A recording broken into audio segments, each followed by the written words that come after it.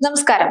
യുഎഇയിൽ കനത്ത മഴ ഈ ആഴ്ചയും തുടരുമെന്ന നാഷണൽ സെന്റർ ഓഫ് മെറ്റീരിയോളജിയുടെ മുന്നറിയിപ്പ് കഴിഞ്ഞ ഏപ്രിലിൽ രാജ്യം നേരിട്ട അപ്രതീക്ഷിത പ്രളയത്തിന്റെ ഓർമ്മകൾ വീണ്ടും കൊണ്ടുവരുന്നതാണ്. ഒറ്റ ദിവസം കൊണ്ട് 1.5 വർഷത്തെ മഴ പെയ്തതിനെ തുടർന്ന് റോഡുകളും വിമാനത്താവളങ്ങളും വെള്ളത്തിനടിയിലായ ദുരിതം രാജ്യം മറന്നിട്ടില്ല. ഈ സാഹചര്യത്തിൽ വരും ദിവസങ്ങളിൽ യുഎഇയുടെ വടക്കൻ ഭാഗങ്ങളിലും കടൽ തീര പ്രദേശങ്ങളിലും കൂടുതൽ മഴയ്ക്ക് സാധ്യതയുണ്ടെന്ന റിപ്പോർട്ട് അധികൃതർക്ക് വലിയ വെല്ലുവിളിയാണ് ഉയർത്തുന്നത്. പൊതുജനങ്ങൾക്ക് അധികൃതർ നൽകിയിട്ടുള്ള നിർദ്ദേശങ്ങൾ കർശനമായി പാലിക്കേണ്ടതിന്റെ അനിവാര്യതയിലേക്കാണ് ഇത് വിരൽ ചൂണ്ടുന്നത്. രാജ്യത്തുടനീളം ഈ ആഴ്ചയും കനത്ത മഴ തുടരുമെന്ന് തന്നെയാണ് റിപ്പോർട്ടിലുള്ളത്.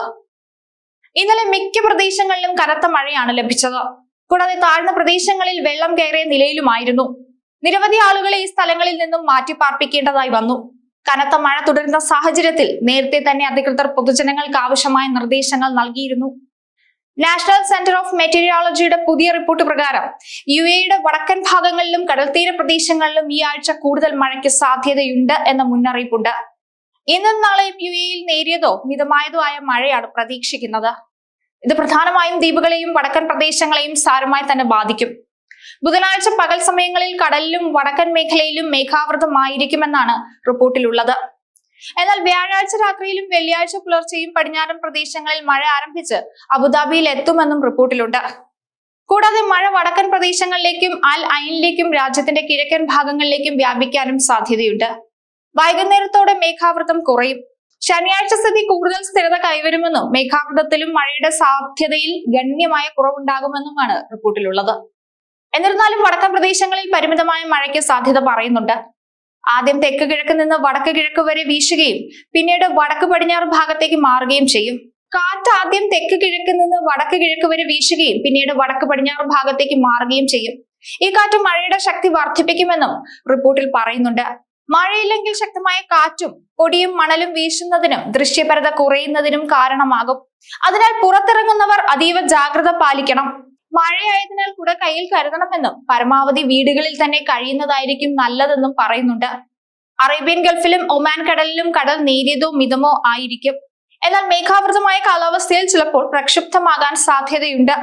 കഴിഞ്ഞ ശനിയാഴ്ച രാത്രി മുതൽ ഞായറാഴ്ച വരെ പുലർച്ചെ രാജ്യത്ത് വ്യാപകമായി മഴ ലഭിച്ചു. Abu Dhabi, Dubai, Sharjah, Ajman, Ras al Khaimah എന്നിവിടങ്ങളിൽ കനത്ത മഴയുണ്ടായിരുന്നു. ചില സ്ഥലങ്ങളിൽ വെള്ളം കയറിയ നിലയിലായിരുന്നു. എന്നാൽ ഈ കാലയളവിൽ സഖർ തുറമുഖത്ത് 12.5 മില്ലിമീറ്റർ മഴയാണ് രേഖപ്പെടുത്തിയത്. കനത്ത മഴ തുടരുകയാണെങ്കിൽ ഇത് ഇനിയും ഉയരുമെന്നും അധികൃതർ പറയുന്നുണ്ട്. 2024 ഏപ്രിലിൽ ഒറ്റ ദിവസം കൊണ്ട് പെയ്തത് 1.5 വർഷത്തെ മഴയാണ്. അത് യുഎഇയിലെ പ്രവാസികൾ മറക്കാനിടയില്ല. പലയിടത്തും റോഡുകളെ വെള്ളത്തിനടിയിലാക്കി. 24 മണിക്കൂറിനിടെ 142 മില്ലിമീറ്റർ വരെ മഴ പെയ്തെന്നാണ് കാലാവസ്ഥാ വകുപ്പിന്റെ കണക്ക്. 94.7 മില്ലിമീറ്റർ ആണ് ദുബായ് വിമാനത്താവളത്തിൽ വർഷം ലഭിക്കുന്ന ശരാശരി മഴ. ശക്തമായ ഇടിമിന്നലാണ് അന്ന് പല ഭാഗങ്ങളിലും അനുഭവപ്പെട്ടത്. വിമാനത്താവളത്തിന്റെ പ്രവർത്തനം അവതാളത്തിലായി. ദുബായിൽ നിന്നുള്ള വിമാനങ്ങൾ റദ്ദാക്കപ്പെട്ടു. 7 എമിറേറ്റുകളും മഴയിൽ മുങ്ങിപ്പോയ അവസ്ഥയിലായിരുന്നു. ചരിത്രപരമായ ദുരന്തത്തിന്റെ പശ്ചാത്തലത്തിൽ ഈ ആഴ്ച പ്രവചിക്കപ്പെടുന്ന മഴയുടെ സാധ്യതയെ യുഎഇ ഭരണകൂടവും അധികൃതരും അതീവ ഗൗരവത്തോടെ തന്നെയാണ് കാണുന്നത്. നിലവിൽ നൽകിയിട്ടുള്ള നിർദ്ദേശങ്ങൾക്കപ്പുറം വെള്ളം കയറാൻ സാധ്യതയുള്ള താഴ്ന്ന പ്രദേശങ്ങളിൽ നിന്ന് ആളുകളെ മാറ്റി പാർപ്പിക്കാനും സാധ്യതയുണ്ട്. അധികാരികളുടെ മുന്നൊരുക്കവും പൊതുജനങ്ങളുടെ പൂർണ്ണമായ സഹകരണവും ഉണ്ടെങ്കിൽ മാത്രമേ ഈ വെല്ലുവിളിയെ വിജയകരമായി മറികടക്കാൻ സാധിക്കൂ. എന്തായാലും അധികൃതർ നൽകുന്ന നിർദ്ദേശങ്ങളെല്ലാം കൃത്യമായി പാലിക്കുക. മഴയെക്കുറിച്ചുള്ള പുതിയ വിവരങ്ങൾ ശേഖരിക്കുക. അതിനനുസരിച്ച് മുന്നോട്ട് പോവുക.